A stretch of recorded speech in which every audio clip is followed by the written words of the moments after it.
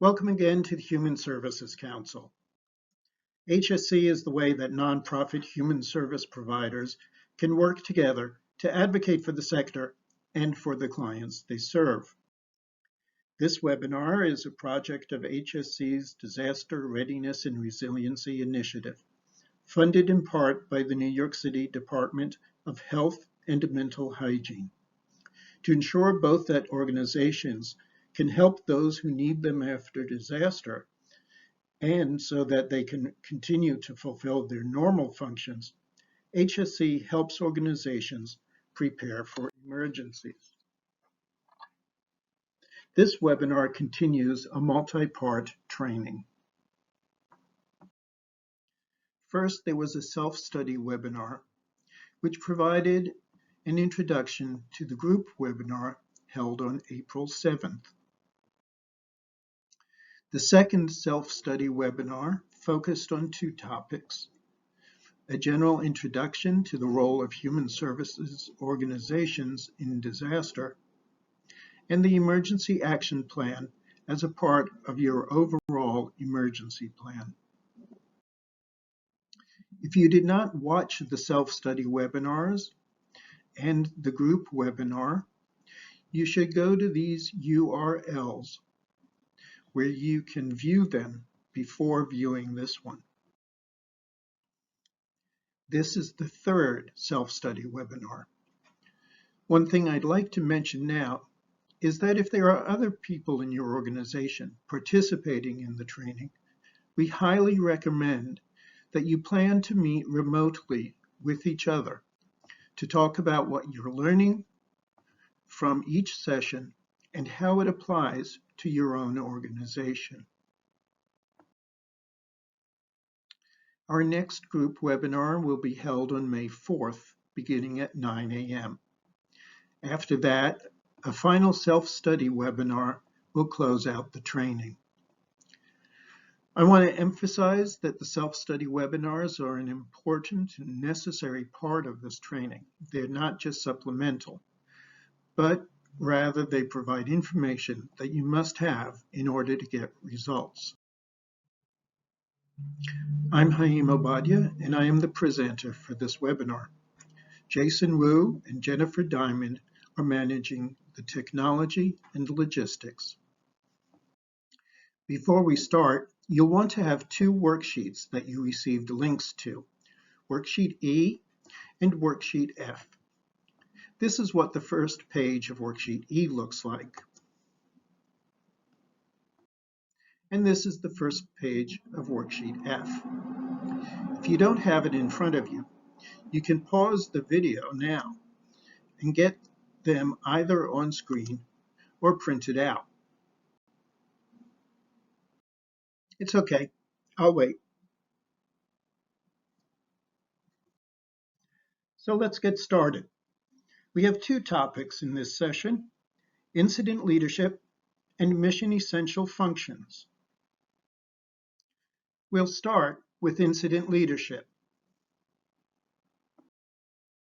For government, the incident command structure is a uniform framework to ensure standardization and coordination. These are both necessary when people come together from different regions with different functions, using different tools, reporting to different authorities.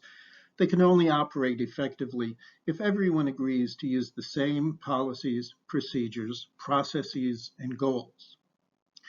But not all of that is necessary when one organization is planning to manage its own response and recovery.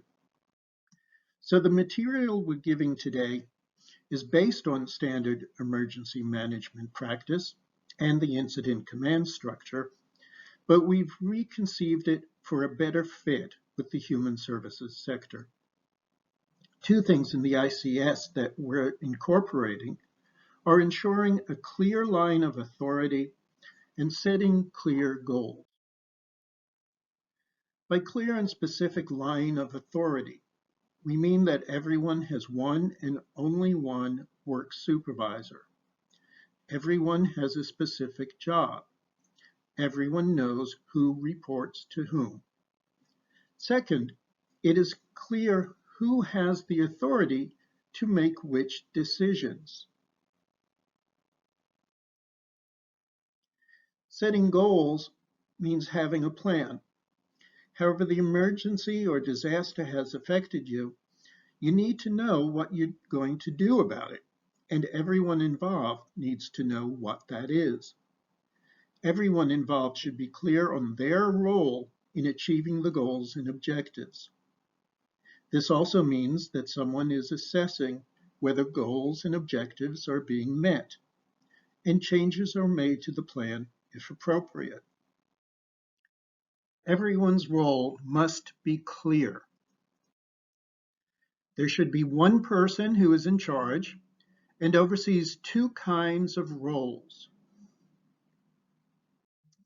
The management roles are much like those your organizations normally do, and often the people responsible for these are the same people that do them at other times. In many cases, they may continue in their regular roles at the same time. It's important, though, that it be absolutely clear how their disaster-related roles relate to the disaster operation as a whole. Tactical roles ensure that what needs to get done gets done. There needs to be a plan of what will get done and how. The work needs to be monitored and evaluated in light of the plan to be sure that it stays on track, but also so that the plan can be modified if necessary. Operations is the actual work to respond to and recover from the incident. It is putting into effect the action plan or continuity of operations plan. Logistics and resource management ensure that all the pieces of the puzzle get where they need to be when they're needed. So the structure of your incident management might look something like this. Always remember that the structure is designed for flexibility. It must work for you, for your organization. We mentioned that some functions will be delegated to people who will not make the incident response their entire job. Nonetheless, it should be clear how the incident response leadership relates to those roles. Notice that there are alternates named for all leadership positions. That kind of backup is intrinsic to effective emergency planning. And in this chart, lead is a generic term. As you design your structure, you'll probably want to use titles that are consistent with your own organization. What you don't want to do is create titles that are confusing to staff. Turn now to Worksheet E. This simply lists the roles that we identified and gives you space where you can fill in the names of people you think would be appropriate. Remember that this is not a test and you're not being graded, so don't think you can only enter names that you're sure about. You may want to pause the video now to fill out the form, or you may decide to do that after the webinar ends. You can take all the time you need. Welcome back. As I mentioned earlier, if there are other people from your organization in the training, we highly recommend that you plan to meet remotely with them to discuss your responses to the worksheet. These are some questions that might be helpful.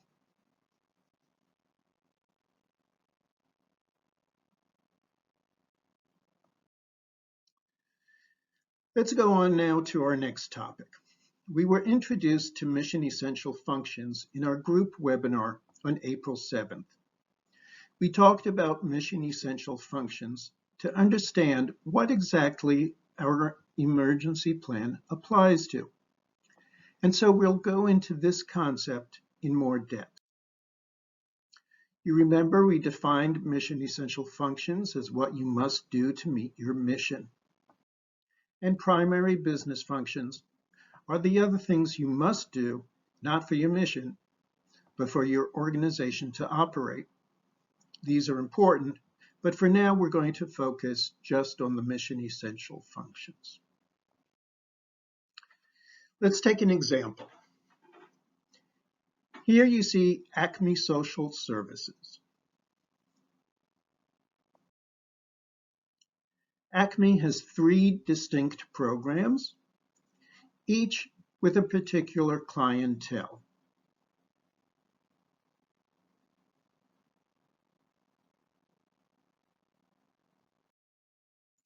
In each of these programs, it has particular functions.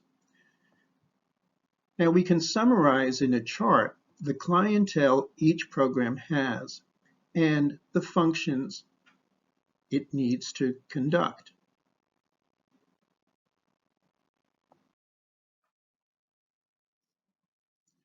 Let's look at the functions of Program A. They provide individual counseling, individual and family counseling. How about Program B? Program B also does individual and family counseling, but they also do parent education. Program C similarly does individual counseling, but they don't do family counseling, they don't do parent education, but they do something else, vocational training. So you see that there may or may not be overlap. A program can have one or more functions, and a function may be done in one or more programs. So what we conclude is that functions are not the same as programs. And what we want to focus on in planning is functions, not programs. Why would I be making a point of this? If an emergency interrupts individual counseling in Program A, the likelihood is that it is interrupted in all 3 programs. And similarly, if Acme needs to figure out a different way to do individual counseling, the solution that works for Program A is likely to be a solution that works for all 3 programs. Now let's look at how you might fill out the same chart for your own organization. Look at worksheet F. First, let's make those headings a little easier to see. And now, on the left side, write in programs or services that your organization provides. Here, for example, I might put in childcare, after-school programming, etc. Then write in, at the top, some of the functions that are done in those programs. Some programs might use a lot, or all of them. Most will use some. And finally, add check marks to show which programs use which functions. I've started, but I'll let you finish. Now I'd like you to select any 2 of the functions you wrote in. In this example, I chose meal service and field trips. Now turn over the worksheet to page 2. Write down those 2 functions you selected on the left side. When you finish this webinar in a few minutes, take time to answer the questions.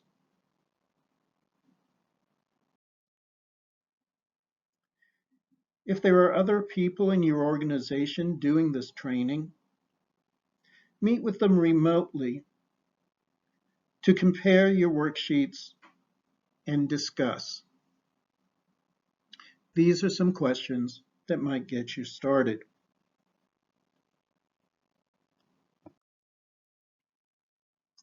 In this session, we've covered two topics: incident leadership and mission essential functions. Our next group webinar will be held on May 4th, beginning at 9 a.m. It'll focus on continuity of operations planning. We'll finish our discussion of mission essential functions by looking at how they can help us write a continuity of operations plan. I want to emphasize again that the self-study webinars are an important and necessary part of the training because they provide information that you need to have in order to understand and in order to get the results that you want.